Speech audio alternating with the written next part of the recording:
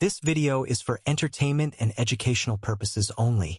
In October 2018, Lion Air Flight 610 plunged into the Java Sea, killing all 189 people on board. 5 months later, Ethiopian Airlines Flight 302 crashed, killing 157 more. The cause? A software system Boeing never told pilots existed. This wasn't an engineering failure. It was a calculated business decision that cost 346 lives and destroyed a 100-year reputation. Here's the verdict on how Boeing chose Wall Street over the cockpit. The real reason wasn't a faulty sensor. It was a corporate identity crisis that began in 1997.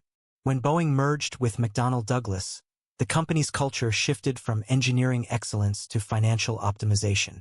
According to a 2020 New York Times investigation, executives from McDonnell Douglas, a company known for cost-cutting and financial engineering, took control of Boeing's leadership. The new mantra, shareholder value above all else. Engineers who once had final say were now reporting to MBAs who'd never built a plane.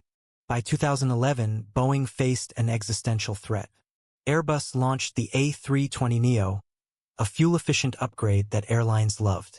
Boeing had two options: design a new plane from scratch, which would take a decade and cost $15 billion, or rush a retrofit of the 50-year-old 737. The positioning error was choosing speed over safety. According to court documents unsealed in 2021, Boeing executives decided to modify the 737 with larger, more fuel-efficient engines. But these engines changed the plane's aerodynamics, making it prone to stalling. The fix? A software band-aid called MCOS. Here's where 3 structural failures converged. First, Boeing hid MCOS from pilots and regulators to avoid mandatory retraining. Retraining would cost airlines money and kill sales. Second, MCOS relied